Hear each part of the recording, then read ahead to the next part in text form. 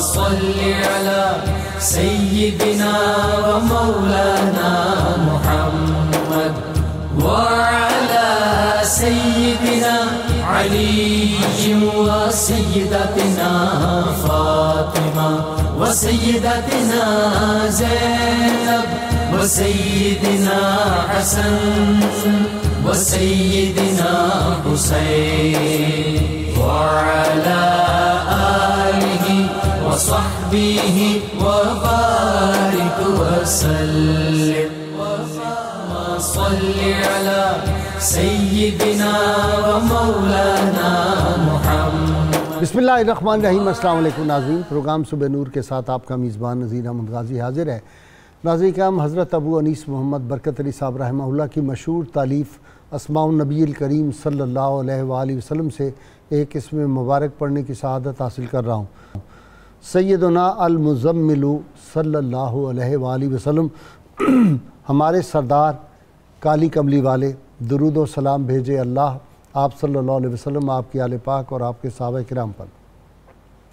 حضرت اسامہ بن زید رضی اللہ عنہما بیان کرتے ہیں کہ ایک مرتبہ میں کسی کی غرض سے حضور نبی کریم صلی اللہ علیہ وسلم کی بارگاہ اقدس میں حاضر ہوا تو آپ صلی اللہ علیہ وآلہ وسلم اپنے کاشانہ اقدس سے باہر تشریف لائے۔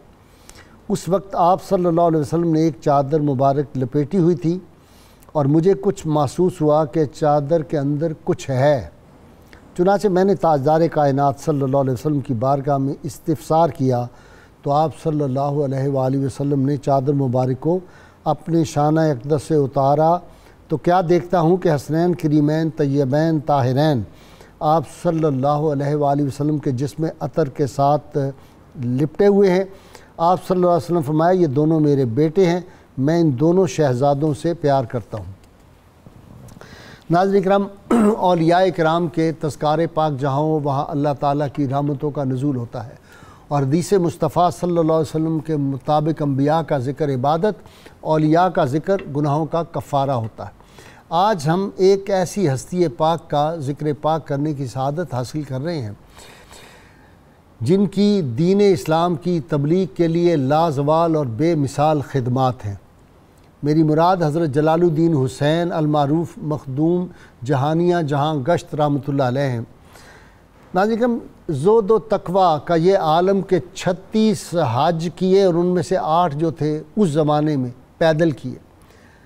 14 بڑے جلیل القدر اولیاء کرام سے خرقہ خلافت ملا، جن میں شیخ احمد کبیر رحمۃ اللہ علیہ جیسے بزرگ شامل تھے، اور جن بزرگوں سے ملاقاتیں ہوئیں ان میں حضرت عبداللہ یافی ہیں، ان سے بھی فیض حاصل کیا۔ حضرت شیخ نصیر الدین چراغ دہلوی رحمۃ اللہ سے فیض حاصل کیا۔ اسی طرح روحانی فیض سیدنا عبدالقادر جیلانی، حضرت شیخ نجم الدین کبریٰ رحمۃ اللہ علیہ، شیخ احمد کبیر رفاعی جیسے جن کو رحمت کونین صلی اللہ علیہ وسلم نے اپنا دست اقدس باہر نکال کے زیارت کروائی تھی، ان بزرگوں سے فیض حاصل کیا روحانی طور پہ۔ اور پھر سب سے بڑھ کے حضرت شاہ رکن عالم رحمۃ اللہ علیہ جو تھے، ان کے مرشد کریم تھے، اور ان کے والد جو خود تھے وہ اتنے بڑے ولی کامل تھے، ان سے بھی فیض حاصل کیا۔ تربیت ان کی جس ماحول میں ہوئی وہ مکمل سیرت مصطفیٰ صلی اللہ علیہ وسلم کی ایک شبیہ ہمیں نظر آتی ہے، اور شریعت کے معاملے میں بہت آپ کے مزاج میں جلال تھا۔ ایک آدمی اسی دور میں روڑی کے قریب تھا، وہ ایک غار میں رہتا تھا، تو وہ اس نے مشہور کیا ہوا تھا کہ جی مجھے نماز کی جو ہے وہ چھٹی مل چکی ہے، مجھے نماز سے جو ہے وہ رخصت مل چکی ہوئی ہے۔ آپ جب اس کے پاس گئے، لوگ اس کے بڑے عقیدت مند بنے ہوئے تھے، تو آپ نے اسے جا کے ڈانٹا اور کہا کہ نماز پڑھا کرو، اور نماز کی معافی ہے ہی نہیں۔ اسے کہا جناب ابھی جبریل امین آئے تھے میرے پاس اور انہوں نے آ کے مجھے بتایا تھا کہ آپ کو نماز معاف ہے۔ تو آپ نے کہا کہ تمہیں جبریل امین نہیں آئے تھے، یہ ابلیس تھا جس کو تم نے دیکھا ہے، اور ابلیس نے تمہیں آ کے کہا ہے کہ نماز نہ پڑھا کرو۔ تو شریعت کے معاملے میں بڑی سخت پابندی۔ پھر اللہ نے ان پہ یہ بھی کرم کیا تھا کہ مدینہ منورہ میں مصلی مصطفیٰ صلی اللہ علیہ وسلم پہ ان کو 2 برس جا کے وہاں پہ بھی امامت کا شرف حاصل رہا۔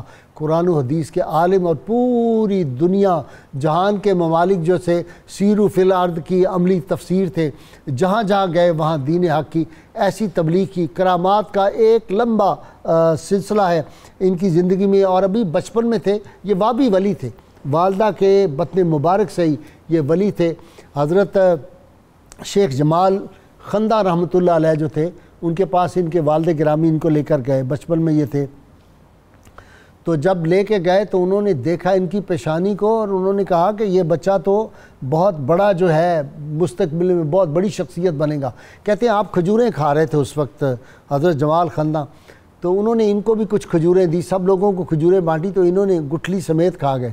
انہوں نے کہا بیٹا سب نے گٹھلیاں باہر پھینکی، آپ گٹھلی سمیت کھا گئے۔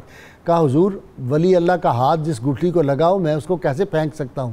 انہوں نے کہا جو آدمی اتنا ادب کرنا بزرگوں کا جانتا ہے، یہ مستقبل میں بہت بڑا خاندان کا نام بھی روشن کرے گا اور علم و معرفت کا یہ ایک جو ہے وہ آفتاب بنے گا۔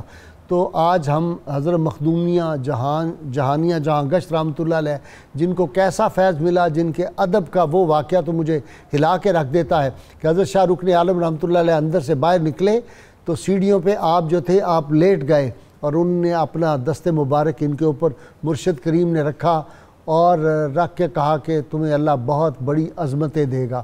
یہ تصوف کی ایک خاص بات یہ ہے کہ صوفیاء کرام جو ہے نا، ان کی بارگاہ میں سب سے امپورٹنٹ چیز جو ہے ادب ہے، اور جس کو ادب آ گیا اس کا عمل بھی بارگاہ الہی میں قبول ہو جاتا ہے۔ آج ہم جس دور سے گزرے یہ ہستیاں وہ تھیں جو محبت کے پیامبر تھے، آج ہمیں نفرتوں کے تاجر نظر آتے ہیں۔ صوفیاء کے ماننے والے، صوفیاء کے مشرب کے جو لوگ ہوتے ہیں وہ محبتوں کے پیامبر ہوتے ہیں، ان کا جو کام وہ اہل سیاست جانے، اپنا پیغام محبت ہے جہاں تک پہنچے۔ صوفیاء کرام کا پیغام محبت ہی تھا، وہ کوئی تلواریں لے کے نہیں آئے کہ بر صغیر کے لوگوں کی بھی انہوں نے قسمتیں بدل کے رکھ دیں۔ اسی لیے پروفیسر آرنلڈ نے بھی ان کا خاص طور پہ اپنی کتاب میں ذکر کیا ہے، ٹیچنگ آف اسلام میں، دیگر کتب میں بھی آپ کا ذکر پاک ہے، اور سلسلہ سہروردیہ سے آپ کا تعلق ہے، شیخ شہاب الدین سہروردی رحمۃ اللہ علیہ کا جو سلسلہ تھا۔ آج آپ کی جو حیات پاک ہے اس کے مختلف پہ گفتگو کرنے کے لیے میرے ساتھ تشریف فرما ہیں ڈاکٹر شبیر احمد جامی صاحب۔ آپ کو پتہ ہے تصوف پہ آپ نے بڑی اہم کتابیں لکھی ہیں ڈاکٹر صاحب نے، اور ایک یونیورسٹی کے سینئر استاد ہیں۔ ان کے ساتھ آج ملتان سے تشریف لائے ہیں حضرت مخدوم جہانیہ جہاں گشت کے خانوادہ ڈاکٹر سید فرحت حسین بخاری صاحب۔ ڈاکٹر صاحب میڈیکل کے اپنا ہیں ڈاکٹر، لیکن تصوف میں بڑا گہرا مطالعہ اور بڑا وسیع مطالعہ ماشاءاللہ اسلام کا، اور درد دل رکھنے والے درویش انسان ہیں۔ اور ان کے ساتھ تیسرے آج میرے مہمان، کون نہیں جانتا، درویش صوفی دانشور ڈاکٹر سعید احمد سعیدی، وہ بھی ایک یونیورسٹی کے سینئر استاد ہیں۔ ابتدا کر رہا ہوں ڈاکٹر جامی سے۔ جی جامی صاحب، سیدنا مخدوم جہانیہ جہاں گشت، یہ جہاں گشت کیا ہے؟ سارا جہان پھرنے والا؟ غازی صاحب یہ جو میں ذرا ان کا تھوڑا تعارف کرا ارشاد جی، اسی سے سید مراد جلال الدین بخاری رحمۃ اللہ علیہ المشہور مخدوم جہانیہ جہاں گشت رحمۃ اللہ علیہ، جب ان کی زندگی کا مطالعہ کرے تو غازی صاحب ہمیں تین چیزیں تو بڑی وافر مقدار میں نظر آتی ہیں۔ ایک تو یہ ہے کہ خاندانی نجابت و شرافت بہت زیادہ ہے۔ اچھا، وہ تو سید ہے، سچے سید، جی ہاں، 24 کیرٹ کے۔ بالکل ٹھیک۔ آپ خود کہتے ہیں کہ میرے دادا جی حضور ان اولیاء میں سے گزرے ہیں جن اولیاء کے ساتھ حضور نبی اکرم صلی اللہ علیہ وسلم نے حالت برزخ میں بھی ہم کلامی کی ہے۔ اللہ، اب غازی صاحب یہ اثرات چلتے ہیں اولادوں میں، ایسا ہی ہے۔ اب دادے کا یہ اثر ہے۔ والد صاحب کو خود کہتے ہیں کہ میں نے اپنے والد صاحب کو خوف خدا کی وجہ سے بستر پر آرام کرتے نہیں دیکھا، اللہ، اور پھر خود کہتے ہیں کہ ان کی نماز پڑھتے ہوئے اور قرآن کی تلاوت کرتے ہوئے جو وہ اشک باری کرتے تھے اور جو گریہ طاری ہوتا تھا، وہ تو ایسا لگتا تھا کہ وہ ایک خاص حضوری کی کیفیت میں کھڑے ہیں، اور ان کے سینہ مبارک ڈاکٹر فرد بخاری جب بھی آتا ہے ہمارے پروگرام میں اشکبار ہوتا ہے، اشکبار ہوتا تو یہ جو عاشقوں کے خاندان ہوتے ہیں ان کی تاثیر آگے نسلوں تک چلتی ہے، اور میں تو اصلی نقلی کی یہ میں نے پہچان رکھی ہوتی ہے، بالکل ٹھیک، پتہ چل جاتا ہے۔ جی، بلکہ یہ جو سیدنا صدیق اکبر رضی اللہ تعالیٰ عنہ کی نماز کا یہ واقعہ ملتا ہے کہ ان کی سینے کی جگہ سے ہنڈیا کے ابلنے کی آواز آتی تھی، اور حضور نبی اکرم صلی اللہ علیہ وسلم کے اپنے مظاہر بہت اعلیٰ تھے۔ سیدہ تو وہ عائشہ صدیقہ رضی اللہ تعالیٰ نے کہا ہے جیسے وہ گوشت کلیجی ہنڈی میں وہ ابلتی ہے، حضور صلی اللہ علیہ وسلم کے سینہ اطہر سے ایسی آوازیں آتی تھی۔ تو یہ کہتے ہیں اپنے والد صاحب کا تجزیہ، میں اپنے والد صاحب کی کیفیات بچپن میں دیکھتا تھا۔ دیکھو نا، بچے کی بریک بینی بتاتی ہے کہ اس کا لیبل کیا ہے، کن چیزوں کو آبزرو کر رہا ہے۔ پھر جیسے 2 واقعات آپ نے، غازی صاحب یہ ادب کا کرینہ تصوف میں، اس کو سادہ طور پر غازی صاحب کہوں، والدہ کی اگر آپ نے دل کی گہرائیوں سے دعا لینی ہونا، اس کا کمال ادب کر دیں۔ واہ واہ واہ واہ، اولیاء سے یہ لوگ لینے کیا جاتے ہیں؟ وہ کہتے ہیں جو کچھ آپ نے زندگی میں کمایا، محنتیں کی، عبادت اور ریاضت کی، ہمیں محنت و مشقت میں ڈالے بغیر دے دیں۔ تو اولیاء کو کسی نے بتایا کہ کسی ولی کا کوئی ادب کر دے تو اس ولی کی رحمت اور فیض اتنا جوش مارتا ہے، وہ سب کچھ اٹھا کر دے دیتا ہے۔ واہ واہ واہ۔ جیسا کہ لگتا یہ ہے کہ جیسے حضرت ابو ذر غفاری کو حضور نبی اکرم صلی اللہ علیہ وسلم پہلی مجلس میں سب کچھ دے دیا تھا، تو ویسے لگتا ہے کہ جب انہوں نے حضرت جمال خندہ روح کی وہ گٹھلیاں کھا لی، اور پھر حضرت رکن عالم صاحب کے وہاں جو سیڑھیوں کی جگہ فاصلہ زیادہ تھا، وہ اپنا سینہ پیش کر دیا، تو آپ حیران ہوں گے تو شاہ رکن عالم نے جو تبصرہ کیا، تبصرہ کتنا باکمال تھا۔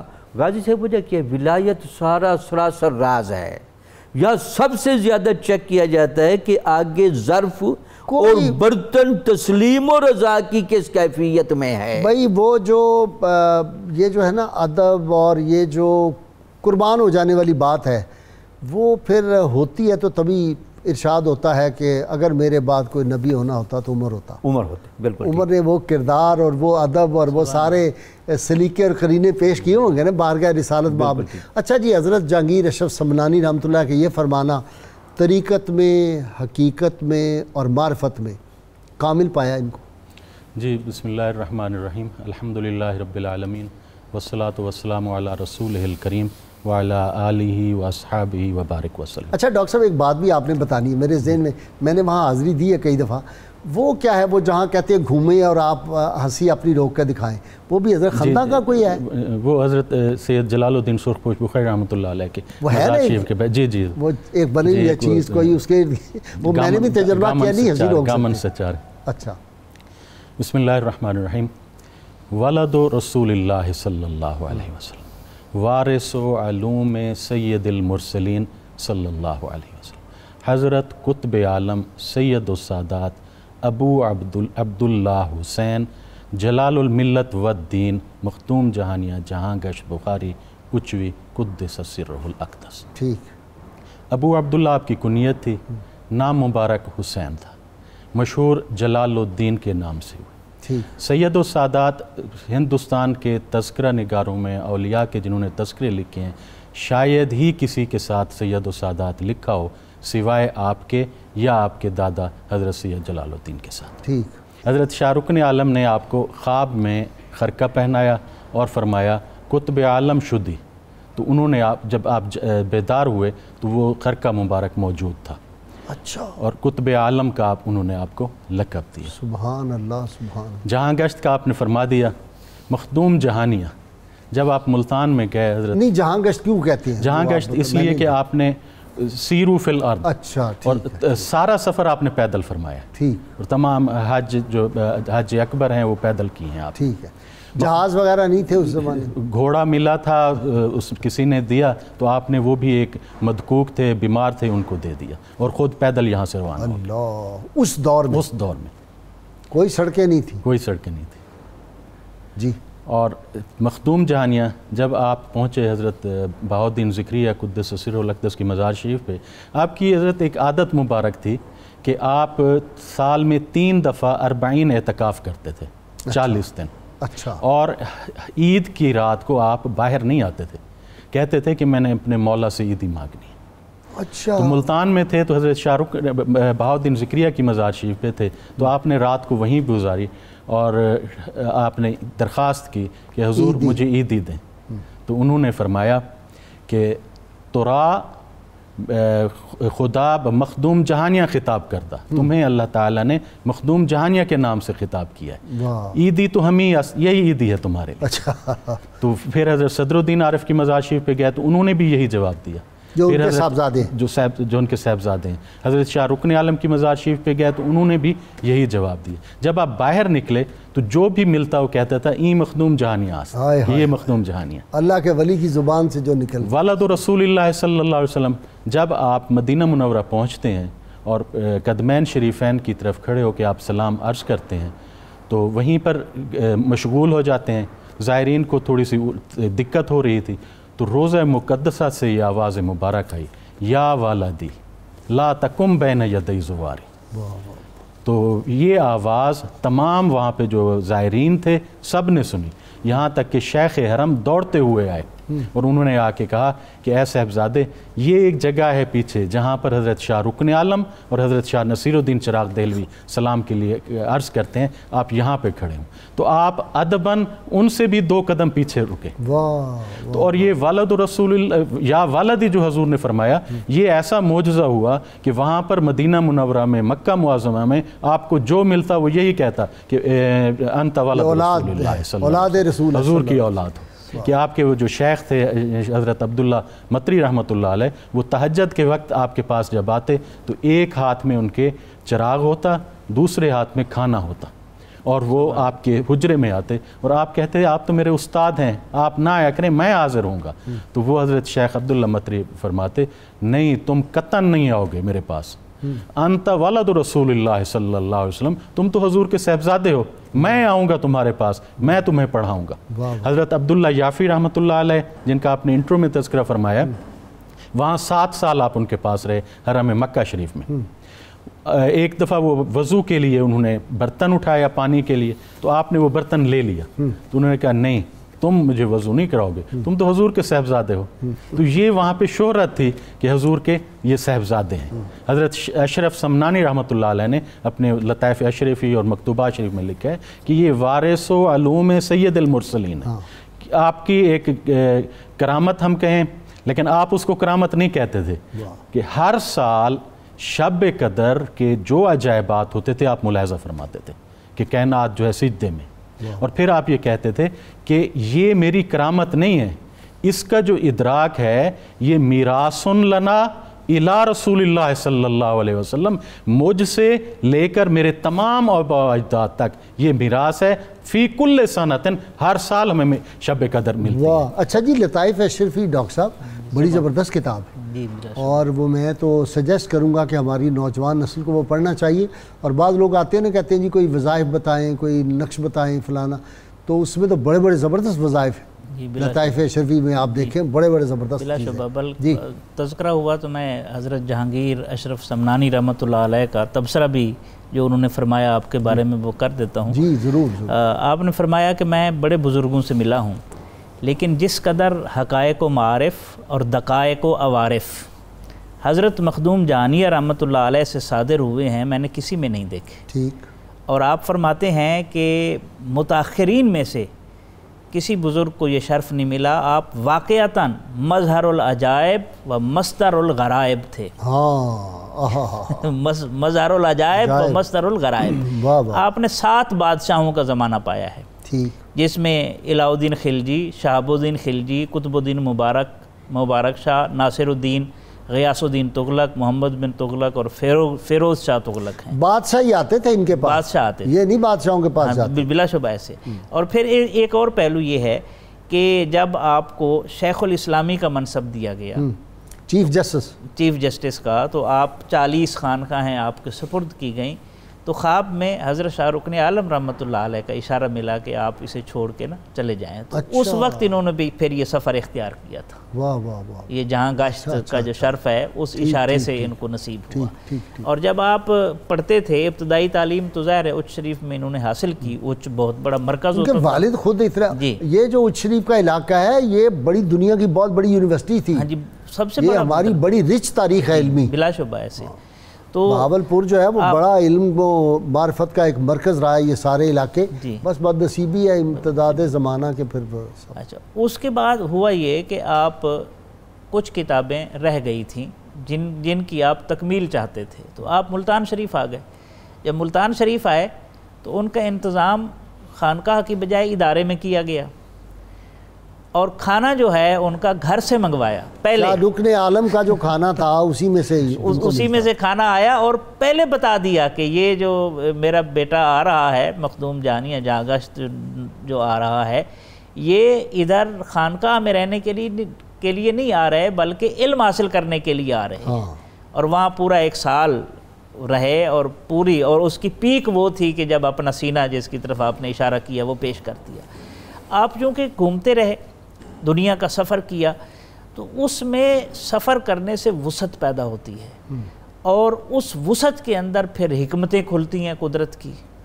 عجائب و غرائب ایسے تو نہیں مصدر الغرائب اور مظہر العجائب کہا گیا۔ آپ نے ساری دنیا گھوم کے جو چیزیں ہمیں دی ہیں تعلیمات کی صورت میں ایک قول آپ کا پیش کرتا ہوں پہلے۔ آپ فرماتے ہیں 3 آدمیوں سے بچنا چاہیے، جاہل پیر، جابر حاکم اور دنیا دار عالم۔ پوری زندگی کا نچوڑ اس میں موجود ہے کہ جو جاہل پیر ہوتا ہے ظاہر ہے وہ خود بھی گمراہ ہوتا ہے، دوسروں کو بھی گمراہ کرتا ہے، اور اسی طرح جابر حاکم تو ظاہر آتے رہے ہیں، لیکن دنیا دار عالم، یعنی یہ ایک اتنی خطرناک چیز ہے۔ آج ہمارا جتنا بھی علم ہے، وہ مولانا روم نے فرمایا تھا علم را بر تن زنی مارے بود، علم را بر جاں زنی یارے بود، کہ وہ علم جس کو جسم پروری کا ذریعہ بنا لیا جائے وہ قدم قدم پر ڈستا ہے۔ اسی لیے تو ہمارا علم فتویٰ باز ہے، فتنہ پرور ہے، فساد انگیز ہے۔ بھائی وہ حدیث پاک کہ آپ صلی اللہ علیہ وسلم نے ارشاد فرمایا کہ میری امت کے علماء امین ہیں، لیکن جب یہ دنیا میں داخل ہو جائیں تو ان کے دین سے بچو۔ ہاں جی، اور ہم پیچھے بلکہ ایک مجھے حدیث یاد آ رہی ہے، حضور صلی اللہ علیہ وسلم نے جو فرمایا تھا کہ دجال سے بھی زیادہ خوفناک چیز جو میری امت کے بارے میں وہ ائمہ ہیں جو گمراہ کرنے والے ہوں گے، الائمۃ المضلین۔ اور وہ کیا ہے دوزخ کا وہ جو سب سے جو سخت وہ ہے جسے دوزخ بھی روز پناہ مانگتا ہے، اس کا نام ہے کچھ اس دوزخ کے حصے کا، تو پوچھا وہ کون سے، کہا اس میں اس طرح کے عالم ڈالے جائے۔ بلا شبہ۔ اچھا، آپ کی ایک اور نسبت، آپ کا جو تاریخ ولادت ہے اس کو جب لفظوں کی شکل دی جائے تو وہ خادم نبی بنتا ہے۔ اچھا، خادم نبی۔ اور ایک اور بات، آپ کو کسی نے سید السادات کہا، ہاں اس کو ڈانٹ دیا، سبحان اللہ، آپ نے اس کو ڈانٹ دیا، اور آپ نے فرمایا مجھے گدائے عالم کہو۔ گدائے عالم کا مطلب ہے گدائے درگاہ مصطفیٰ صلی اللہ علیہ وسلم، اور یہ کوئی تیار ہی نہیں ہوتا آج لکھوانے کے لیے، بلا شبہ ایسے۔ اور حضرت مخدوم جہانیہ جہاں گشت رحمۃ اللہ علیہ نے فرمایا کہ دین ایک ہے، بڑا خوبصورت قول ہے، ایمان ایک ہے، اور پیغمبر بھی ایک ہے علیہ الصلوۃ والسلام، تو شیخ بھی ایک ہونا چاہیے۔ واہ یکگیر محکم گیر، دوسرے مشائخ سے اعتقاد رکھے لیکن اپنے شیخ کو حسن اعتقاد۔ میاں محمد صاحب کا شعر سن لیں، جی بسم اللہ۔ جس دل اندر عشق سمانا اس نہیں مڑ جانا، پاویں سونے ملن ہزاراں آسانی یار وٹانا۔ جی بلا شبہ ایسے۔ جی ڈاکٹر صاحب جامی صاحب، جس طرح غازی صاحب آپ نے فرمایا کہ شیخ شہاب الدین سہروردی رحمۃ اللہ علیہ کا فیض غالب رہا، باقی تمام مشائخ سے بھی آپ کو فیض ملا، تو یہ جو کتاب ہے نا عوارف المعارف، ابن عربی رحمۃ اللہ علیہ نے جب شیخ شہاب الدین سہروردی کو دیکھ کر تبصرہ فرمایا کہ ھذا رجل مولع من فیض سنت و اتباع سنت، جب شیخ اکبر سے پوچھا گیا کہ شہاب الدین سہروردی صاحب یہ کیسے ولی ہیں، انہوں نے کہا کہ اس کے پاس سنت نبوی کا علم اور اتباع نبوی کے علم سے یہ بھرپور سمندر ہے۔ اور دیکھیں نا عوارف المعارف ہماری خانقاہوں میں سبکن پڑھائی جاتی تھی۔ بابا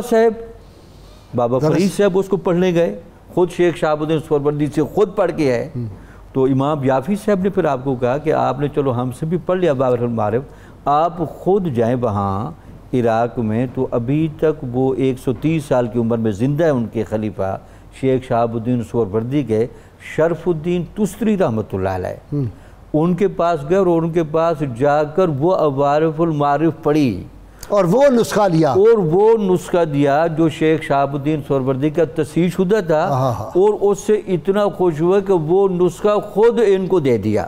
واہ واہ واہ، تو اس سے اندازہ لگے غازی صاحب یہ ہمارے یہاں تصوف کا زوال کیوں ہے؟ شیخ شہاب الدین سہروردی رحمۃ اللہ، یہ یہ جو اپنے ہیں عبدالوہاب شارانی. میں وقفہ لے لوں, آؤں گا تو آپ یہ حضرت عبدالوانی والی بات مکمل کریں گے. ناظرین کرام, درود پاک کا بہت مختصر وقفہ, ہمارے ساتھ رہیے گا. اللہم صلی علی سیدنا و مولانا محمد وعلى سيدنا علي وسيدتنا فاطمة وسيدتنا زينب وسيدنا حسن وسيدنا حسين وعلى آله وصحبه وبارك وسلم. اللهم صل على سيدنا ومولانا محمد وعلى سيدنا علي وسيدتنا فاطمة وسيدتنا زينب وسيدنا حسن وسيدنا حسين وعلى آله وصحبه وبارك وسلم. اللهم صل على سيدنا ومولانا. ویلکم بیک ناظرین کرام. حضرت مخدوم جہانیہ جہاں گشت رحمۃ اللہ علیہ نے ایک جو نصیحت کی ہے, اور آپ کا کال مجھے تو اس نے حیران کر دیا. آپ فرماتے ہیں مکہ مدینہ اور خراسان کے جن اولیاء کرام سے مشائخ سے میں ملا, انہوں نے مجھے نصیحت کی کہ کبھی بادشاہ وقت کو بد دعا نہ دینا بلکہ اس کی اصلاح کی دعا کرنا, کیونکہ اگر وہ ٹھیک ہو گیا تو نیچے والا سارا معاملہ ٹھیک ہو جائے گا. وہ جو عربی کا مقولہ ہے الناس علی دین ملوکہم, لوگ اپنے بادشاہ کے دین پہ ہوتے ہیں. اوپر والا جس طرح کا بادشاہ ہوتا ہے, اگر وہ جو ہے وہ طیب اردغان ہو تو ساری قوم جو ہے مسجد میں جا کے اور اکٹھے ہو کے ایسا درود و سلام پڑھتی ہے, ایمان تازہ ہو جاتا ہے. وہ تلاوت کرتا ہو تو نیچے والے وزیر سارے وہ بھی قاری ہو جاتے ہیں. تو یہ بہت زبردست چیز میرے علم میں آئی. جی ڈاکٹر صاحب آپ مکمل کریں. عبدالوہاب شارانی رحمۃ اللہ علیہ فرماتے ہیں کہ ہم جب جن لوگوں کو تصوف کی طرف لاتے تھے یا جو خانقاہوں میں ہوتے تھے, ان کو ہم سب سے پہلے تصوف کی معیاری کتابیں پڑھاتے تھے, اور ان تصوف کی جب تک معیاری کتابیں نہ پڑھی جائے تصوف شناختی پیدا ہی نہیں ہوتی. اب وہ پڑھنے کے بعد پھر حسب مراتب ہر مرید کے یا خلیفہ کی پھر تربیت کی جاتی تھی, اور ان کو مراحل طے کرائے تھے. اور پھر ساتھ دوسرا یہ فرماتے ہیں کہ ہم نے جو مزارات میں سوئے ہوئے بزرگ ہیں ان کی توجہ کو جو حاضر بزرگ ہیں ان سے زیادہ کبھی پایا. اچھا, یعنی وہ یہ بھی ترغیب دیتے ہیں کہ ان کی کتابوں کا مطالعہ, اور دوسرا جو مشائخ ہمارے گزر گئے ہیں وہ ان کی قبروں کی زیارت, اور ان پر جا کر ان کو اصالہ ثواب کرنا, اور ان سے باقاعدہ یہ التجا کرنا کہ آپ اللہ تعالیٰ کے چنیدہ ہیں, نیک لوگ ہیں, آپ ہمارے لیے بھی ہدایت کی دعا فرمائیں. اچھا, قاضی عبدالنبی کوکب رحمۃ اللہ علیہ جوانی میں چلے گئے, 40 برس کی عمر تھی جب وہ ان کا حادثے میں انتقال ہو گیا تھا. تو انہوں نے بڑے سال کشف المحجوب کا درس دیا تھا حضرت داتا صاحب کے مزار پرانوار. وہ کہتے تھے کہ بندہ کشف المحجوب اگر 40 اس کے حصے کر کے جا کے مزار پاک پہ بیٹھ کے اس کا مطالعہ کرے تو کہتے تھے اس کے بعد سیدنا علی حجویری کی توجہات اسے نصیب ہوتی ہیں اور وہ گائیڈ کرتے ہیں معرفت کے معاملات میں. بالکل ٹھیک. یہی وجہ تھی کہ پھر عوارف المعارف کو تو باقاعدہ سنگم کا درجہ حاصل رہا. مجدد الافسانی رحمۃ اللہ علیہ سے جب مشائخ کی ذرا ایک ترتیب پوچھی گئی تو یہ جو المبدأ والمعاد کتاب ہے تو اس میں لکھتے ہیں کہ مجھے شیخ شہاب الدین سوری ان کے خلفاء کو ایک عجیب رنگ میں دکھایا گیا, سب سے زیادہ سفید اور سب سے زیادہ ایک نورانی رنگ ہے جس چھتری کے تحت شیخ شہاب الدین سوری اور آپ کے مشائخ بیٹھے ہیں. تو یہ ان کا ایک خاص رنگ ہے. جی ڈاکٹر صاحب آپ کی طرف آ جائیں. قبلہ صاحب حضرت مخدوم جہانی رحمۃ اللہ علیہ سوروردی رنگ. اچھا, یہ بھی تو سوروردی ہیں جو شاہ جیمنا والے ہیں. حضرت شاہ جیمنا کی حضرت سرخپوش رحمۃ اللہ علیہ اولاد مبارکہ سے. اور یہ حنفی سنی تھے. یہ حنفی سنی تھے. جی اہل سنت سے تعلق تھا. آپ کے بھی سارے وہاں اہل سنت کا تعلق ہے. آپ حضرت مختوم جہاں رحمۃ اللہ علیہ، آپ میں یہ عرض کرتا ہوں جی آپ کی سب سے پہلے جو بیعت تھی وہ اپنے والد گرامی سید احمد کبیر رحمۃ اللہ علیہ سے تھی، سلسلہ حسینیہ میں اور ساتھ سلسلہ سہروردیہ میں، پھر اپنے چچا سے، اس کے بعد آپ پھر ملتان میں جا کر حضرت شاہ رکن عالم رحمۃ اللہ علیہ سے آپ نے فیض لیا. بات مسلک کی چلی حنفی کی، تو آپ فرماتے ہیں کہ میں مدینہ منورہ میں تھا تو وہاں پہ اشراف جو سادات جن کو کہتے ہیں، اشراف مدینہ، تو ان کے میں محلے میں گیا تو انہوں نے مجھ سے پوچھا کہ ایو مذہب کا، تمہارا مذہب کیا ہے؟ تو کہتے ہیں میں نے کہا کہ مذہب ابو حنیفہ الا اجداد بخارا، میرا میرے والدین کا اور اجداد بخارا جو تھے وہ سب حنفی مذہب. واہ واہ واہ. اور آپ مدینہ منورہ مکہ مکرمہ میں جو آپ گئے ہیں بخارا کے؟ نہیں. اچھا میں گیا ہوں، میں سارے مزارات کی وہاں زیارت کی ہے. آج بھی وہ ایک عجیب وہاں پہ بخارا میں جو ہے نا وہ انوار کی بارش نظر آتی ہے جی آج بھی. جی شیخ حرم تھے حضرت عبداللہ یافی رحمۃ اللہ علیہ، ان کے صاحبزادے، وہ حرم شریف میں بیٹھ کے کہا کرتے تھے کہ اللہ تبارک و تعالیٰ نے حرم شریف بنایا ہے کعبہ شریف میں بیت اللہ شریف، اس لیے بنایا کہ اس کی زیارت کیجیے، اور مدینہ منورہ میں روضہ مقدسہ بنایا ہے اس لیے بنایا کہ اس کی زیارت کیجیے، اور شام میں بیت المقدس کہ اس کی زیارت کیجیے. پھر وہ یہ کہتے تھے وَخَلَقَ الشَّيْخَ جلال الدین فی الہند، اور اللہ تعالیٰ نے جلال الدین کو ہند میں پیدا کیا ہے اس لیے یزارو کہ ان کی زیارت کیجیے. تو وہاں سے حرمین شریفین سے عرب سے لوگ آپ کی خدمت میں حاضر ہوتے تھے. یہ امام یافی ڈاکٹر وہی ہے نا جنہوں نے سیدنا غوث اعظم پہ کتاب لکھی ہے، بڑی جو اتھینٹک کتاب ان کی. جی تو حضرت اشرف سمنانی رحمۃ اللہ علیہ کہتے ہیں کہ میں جہانگیر اشرف سمنانی رحمۃ اللہ علیہ کہ جب میں آپ کی خدمت میں آیا تو میں ایک رات میں نے جا کے دیکھا حجرہ مبارکہ میں تو آپ کے 7 اعضاء علیحدہ علیحدہ پڑے ہوئے ہیں. اچھا. اور وہ نور کی طرح چمک رہے ہیں، اور ہر جو عضو ہے وہ مختلف زبانوں میں اللہ تبارک و تعالیٰ کا ذکر کر رہا ہے. پھر کہتے ہیں میں دوسری رات گیا، دوسری رات میں نے دیکھا تو آپ کا جسم مبارک بسیط اتنا پھیل گیا تھا حجرہ مبارکہ میں کہ وہاں جو سوراخ تھے نا تو وہاں سے بھی آپ کا جسم مبارک باہر ہو رہا تھا. پھر کہتے ہیں میں تیسری رات گیا، تیسری رات میں نے دیکھا تو آپ نور کی طرح ایسے سفید اور شفاف اور لطیف تھے کہ مجھے آپ کے آر پار ہر ذرہ نظر آ رہا تھا. پھر وہ یہ شعر پڑھتے تھے کہ اگر در پا بود یک ذرہ خاک، اگر آپ کے پاؤں مبارک کے نیچے ایک مٹی کا ذرہ بھی ہوتا نا تو نماید سوئے سر ذرہ پاک، تو سر مبارک سے بھی میں دیکھتا تو وہ ذرہ نظر آ جاتا. اللہ. اور آپ کا جو تصوف ہے وہ تصوف صرف یہی ہے کہ الشریعت و اقوالی جو حضور نے فرمایا والطریقت و افعالی والحقیقت و احوالی. آپ فرماتے ہیں تصوف یہی ہے، حضور کے قول مبارک پہ جو چلا وہ شریعت پہ چلا، جو حضور کے فعل مبارک پہ چلا وہ طریقت پہ چلا، جو حضور کے احوال مبارک دل کا جو حال مبارک تھا اس پہ چلا وہ حقیقت پہ چلا. اور جو شخص شریعت، طریقت اور حقیقت کا عالم نہیں ہے وہ شیخ نہیں ہو سکتا، اور نہ ہی کوئی ولی ہو سکتا ہے جب تک شریعت، طریقت اور حقیقت، کیونکہ یہ قول، فعل اور احوال رسول اللہ صلی اللہ علیہ وسلم ہے، ان پر جب تک وہ نہیں چلے گا تو وہ ولی نہیں ہوگا. اور اخلاق مبارکہ کس طرح تھا آپ کا خلق کہ آپ کہتے تھے کہ حضور انور صلی اللہ علیہ وسلم نے بہت تکلیف سہی کہ یہاں تک کہ وہ کوئی آتا تھا تو وہ آپ کے کملی مبارک کو بھی وہ کر لیتا تھا. کہتے ہیں میں پالکی میں بیٹھتا ہوں نا میں ہاتھ باہر کر کے رکھتا ہوں کہ لوگ مجھے بوڑھا ہو گیا ہوں، لوگ جو ہے نا میرے ہاتھوں کو کھینچتے ہیں لیکن میں برداشت کرتا ہوں کیونکہ حضور صلی اللہ علیہ وسلم نے تکلیف برداشت کی ہے. لکھنؤ کے ایک سید وہاں پہ آئے، عرب کے تھے، تو انہوں نے آ کے آپ سے عرض کی کہ مجھے میری خدمت کریں، مجھے کچھ دیں، میں نے لکھنؤ جانا ہے. تو جو کچھ موجود تھا آپ نے دے دیا.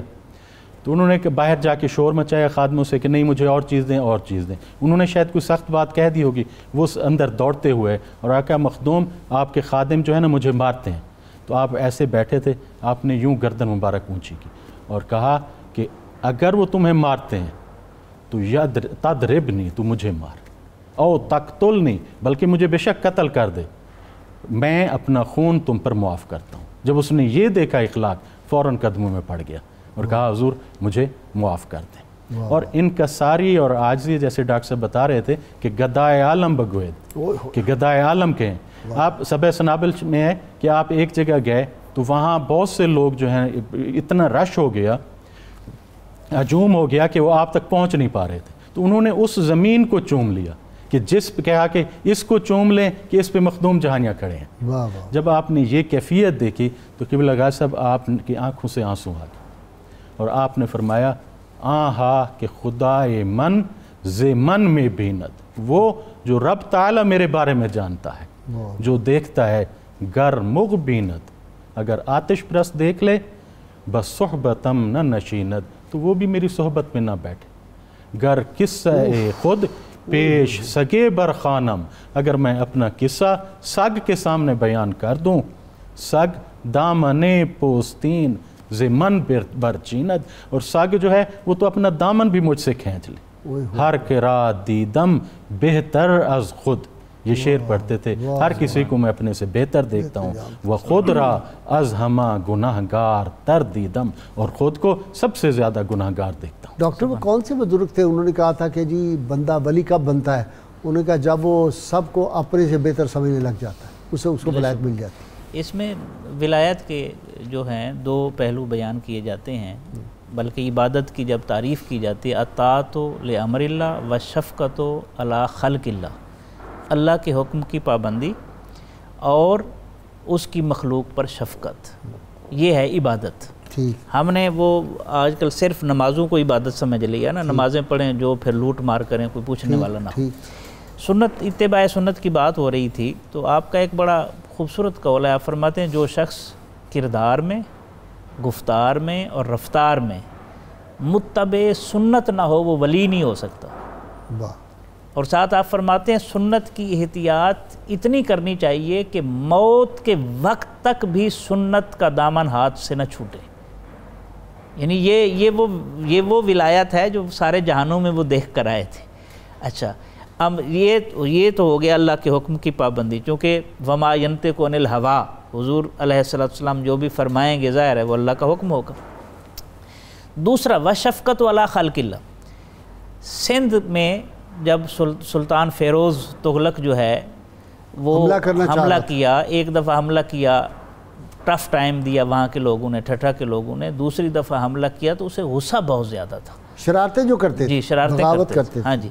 तो जब आपने देखा कि सुल्तान जो है तहस नहस कर देगा, तो आप उसके पास गए, चूँकि वो आपका एहतराम करता था, तो आपने कहा कि इन्हें माफ़ कर दे। ये है मखलूक के ऊपर शफ़क़त का इज़हार।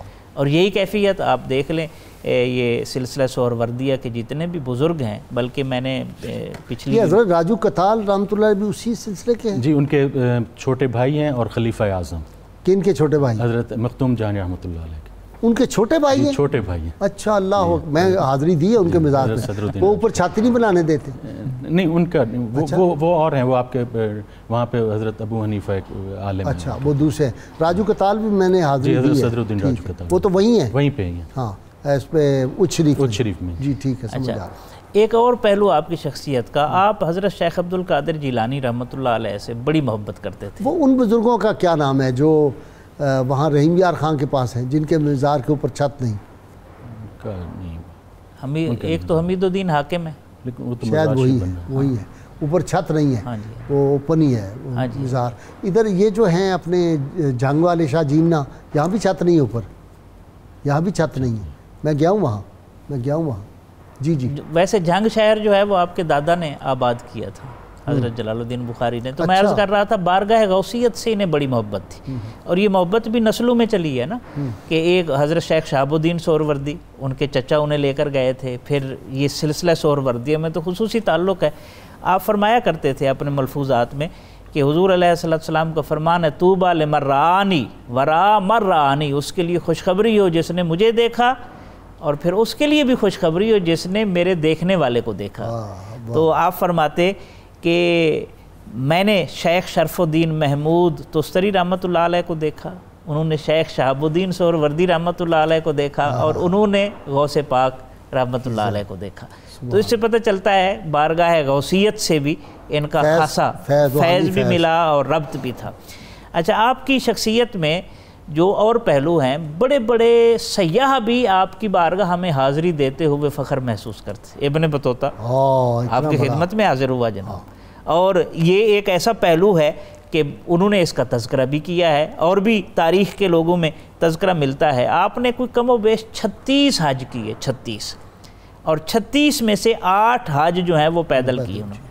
تو یہ ساری کی ساری جب چیزیں ملتی ہیں تو پھر آپ کی شخصیت میں نمایاں شوق ہے نا اصل یہ جو اتنے حج کر لینے اور پیدل کر لینے. کیوں جی ڈاکٹر صاحب؟ آپ کی شوق جو ہے وہ آدمی کو بہت آگے لے جاتا ہے. آپ کی تعلیمات میں ایک ٹرم ہے جس کو میں عرض کرنا چاہوں گا وقت کی کمی کے پیش نظر رکھتے ہوئے، بصیرت اور بصارت. اللہ تبارک و تعالی کو، اللہ تعالیٰ کو دیکھنا دو طرح سے ہے. ایک ہوتا ہے ادراک، ایک ہوتا ہے رویت. ایک ہوتا ہے رویت، ہاں رویت. ادراک یہ ہوتا ہے کہ کسی چیز کو اس کی جہات اور اطراف کے ساتھ دیکھنا، یہ اللہ تبارک و تعالیٰ کے لیے جائز نہیں. تو یہی فرمایا کہ لا تدرکہ الابصار. دوسری ہوتی ہے رویت. رویت یہ ہوتی ہے کہ کسی چیز کو اس طرح دیکھنا کما ہوا جس طرح وہ ہے. اگر وہ جہت اور اطراف میں ہے تو جہت اور اطراف میں دیکھیں، اگر بغیر جہت اور اطراف کے ہے تو بغیر جہت اور اطراف کے دیکھیں. تو آپ فرماتے ہیں یہ جو رویت ہے یہ جائز ہے. کیوں؟ کیونکہ اللہ تبارک و تعالیٰ خود فرما رہا ہے وجوہ یومئذ ناظرۃ الی ربہا ناظرۃ، کہ اس دن کتنے چہرے تر و تازہ ہوں گے جو اپنے رب تعالیٰ کو دیکھ رہے ہوں گے. پھر حضور انور صلی اللہ علیہ وسلم 14ویں کی رات کو آپ باہر تشریف لائے تو آپ نے 14ویں کی چاند کو دیکھا اور فرمایا انکم سترون ربکم عیانا، تم اپنے رب کو اسی طرح واضح دیکھو گے جس طرح اس چاند کو تم دیکھ رہے. تو رویت رب تعالیٰ کی جائز ہے. پھر آپ فرماتے ہیں دو طرح سے دیکھنا ہے، کیونکہ دو طرح کی آنکھیں ہیں. ایک چشم سر ہے، ایک چشم قلب ہے. چشم سر کا جو دیکھنا ہے اس کو کہتے ہیں بصارت، اور یہ خصوصیت ہے حضور انور صلی اللہ علیہ وسلم کی، ما زاغ البصر وما طغی، یہ جو فرمایا. اور جو چشم قلب کے ساتھ دیکھنا ہے، جب دل کی سیاہی دور ہو جاتی ہے، اس کی آنکھ کی پتلی کھل جاتی ہے، تو اس وقت ولی کوئی مہینے میں ایک دفعہ دیکھتا ہے رب تعالیٰ کو، کوئی ہفتے میں ایک دفعہ، کوئی ہر نماز میں، کوئی لمحہ بلمحہ. اس نے پوچھا کہ عین ذات کو، آپ نے فرمایا واللہ عین ذات میں بیند، عین ذات رب تعالیٰ کو دیکھتے ہیں. اور یہ ولی کی بصیرت ہے. اور حضرت علی کرم اللہ وجہہ نے فرمایا جو کہ لا اعبد ربی ما لم ارہ، آپ فرماتے ہیں کہ یہ چشم بصیرت سے تھا، کہ وہ چشم بصیرت سے دیکھتے تھے. بصارت صرف حضور کی خصوصیت. پھر آپ فرماتے ہیں کہ جو رب ارنی ہے، تو آپ فرماتے ہیں کہ حضرت موسیٰ نے دل سے دیکھا ہوا تھا. وہ انہوں نے جب اس میں مستغرق ہوئے، مدہوش ہوئے رب تعالیٰ کے ساتھ کلام میں، تو انہوں نے سمجھا میں جنت میں ہوں، کیونکہ جنت میں اس آنکھ سے دیکھنا سب کے لیے ہے. تو انہوں نے یہ سمجھا میں جنت میں ہوں، اس لیے وہ عرض کر بیٹھے کہ رب ارنی. تو اللہ تعالیٰ نے جو فرمایا لن ترانی، تو اس میں اللہ تعالیٰ کی یہی حکمت تھی کہ جب تک میرا حبیب نہ دیکھے کوئی نہ دیکھے. پھر آپ فرماتے ہیں ما زاغ البصر وما طغی، کہ بلے اس کی عجیب تفسیر جو وما طغی کی آپ نے فرمائی ہے نا، وہ میں عرض کر دوں. آپ فرماتے ہیں حضور صلی اللہ علیہ وسلم کو رب تعالیٰ یہاں بھی تو دکھا سکتا تھا، میں اوپر کیوں لے گیا؟ تو فرماتے ہیں قاب قوسین او ادنا، یہ وہ مقام ہے جو نہ دنیا میں ہے نہ آخرت میں. چونکہ رب تعالیٰ نے فرمایا دنیا میں نہیں دکھانا، تو وہاں اس مقام پہ حضور کو لے گئے جو نہ دنیا میں تھا نہ آخرت میں تھا. پھر ما زاغ البصر وما طغی، جو عام تراجم میں ہم یا تفاسیر میں دیکھتے ہیں، اس میں یہ ہے کہ آپ نے ٹک ٹکی باندھ کے دیکھا اور حد سے نہ گزرے. آپ اس کی تفسیر یوں بیان فرماتے ہیں کہ حضور صلی اللہ علیہ وسلم جب قاب قوسین او ادنا کے مقام پر آپ پہنچتے ہیں تو آپ انتہائی ادب ملاحظہ کرتے ہیں کہ چشم سر را بخوابانید، چشم سر کو آپ بند کر لیتے ہیں، سلا دیتے ہیں. اور بچشم دل بدید، دل کی جو آنکھ ہے اس سے دیکھتے ہیں، پہلے اپنی بصیرت کو مقدم کرتے ہیں بصارت سے. پھر اس کے بعد آپ چشم سر، پس چشم سر را کشاد، پھر آپ اس چشم کو کھولتے ہیں، اور یہ دیکھنے کا انداز اتنا حضور کا پیارا تھا، ادب اتنا پیارا تھا کہ رب تعالیٰ کو اتنا پسند ہوا کہ رب تعالیٰ نے دوبارہ بھی حضور کو کہا کہ پھر بھی دیکھ لیں، وَلَقَدْ رَآهُ نَزْلَةً أُخْرَى، یہ اس کی تفسیر ہے۔ اور جو چشم بصیرت سے آپ نے پہلے دیکھا وہ یہ تھا کہ جو قرآن مجید میں ہے سورۃ نجم مبارک میں کہ ما کذب الفؤاد ما رأى، کہ دل نے نہیں جھٹلایا، یعنی آپ نے اس وقت بصیرت سے بھی دیکھا، بصارت سے بھی دیکھا، اور جو بصیرت نے جو دیکھتی تھی بصیرت وہی تھی جو بصارت نے دیکھا، اور اس میں کوئی فرق نہیں تھا۔ واہ، حضور کی آنکھ حضور کا دل ہے اور حضور کا دل حضور کی آنکھ ہے، حضور کا دل اور حضور کی آنکھ ہیں، یہی سے نکلا کیوں ڈاکٹر؟ واہ واہ۔ اور آپ ایک اس میں جو قرآن مجید تیرے لیے ہر شب ہے مثال شب اسرا، تیرے لیے دو چار قدم عرش بری ہے، ایسا کوئی محبوب نہ ہوگا نہ کہیں ہے، بیٹھا ہے چٹائی پہ مگر عرش بری ہے۔ واہ واہ واہ، کیا کیا نہیں ملتا دو جہاں کو تیرے در سے، ایک لفظ نہیں ہے کہ تیرے لب پہ نہیں۔ آپ نے خدمت مخلوق کی بہت کرتے تھے، ایک شخص آیا، آپ نے اس کو کچھ پڑھا نہیں تھا تو آپ نے چادر بستر کی وہ اور تکیے کا غلاف کا اس کو دے دیں، پھر آپ نے نماز شروع کی نفل، تو خادم نے کہا کہ دیکھیں کیسے رحیم ہے، پھر اس نے یہ آیت شریفہ پڑھی وما ارسلناک الا رحمۃ للعالمین۔ حضرت مخدوم جی رحمۃ اللہ علیہ نے گوارا نہیں کیا کہ میں نماز پوری کر لوں، آپ نے نماز توڑ دی اور اس کو کہا کہ یہ خصوصیت ہے رسول اللہ صلی اللہ علیہ وسلم کی، جو حضور کی خصائص ہیں اس میں کوئی شریک نہیں۔ دیکھیں نا، سیدنا صدیق اکبر کا وقت وصال ہے اور سیدہ عائشہ صدیقہ طیبہ طاہرہ رضی اللہ تعالیٰ عنہ نے وہ شعر پڑھے، وہ جو ہے کہ آپ کے چہرے وہ ہے جس کو دیکھ کے جس کے توسل سے بارش ہوتی ہے، تو سیدنا صدیق اکبر اس لمحے اٹھ کے بیٹھ گئے، انہوں نے کہا میری بیٹی یہ شعر صرف رسول اللہ صلی اللہ علیہ وسلم کے پڑھا جا سکتا ہے، کسی اور کے لیے نہیں پڑھا جا سکتا۔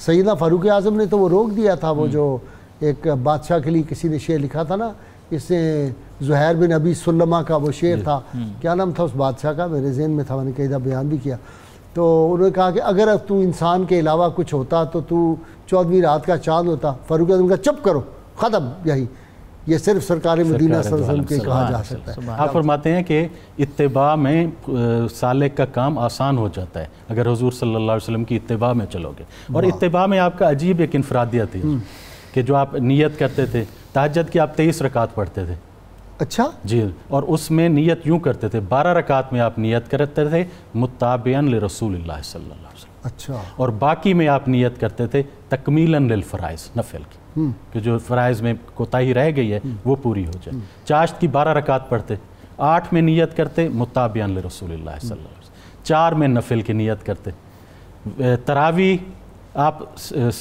پورا مہینہ پڑھتے لیکن 3 راتوں میں آپ نیت کرتے تھے متابعاً لرسول اللہ صلی اللہ علیہ وسلم، باقی راتوں میں آپ نیت کرتے تھے متابعاً للخلفاء راشدین۔ اور صدیق کے معنی تذکرہ ہوا حضرت صدیق اکبر رضی اللہ عنہ کا، آپ نے صدیق کے معنی فرمایا 2، آپ فرماتے ہیں جو صدیق ہے ایک تو یہ صداقت سے نکلا ہے، وہ ذکر المحبت، محبت کا ذکر ہے، آپ یعنی کثرت سے محبت کرنے والا۔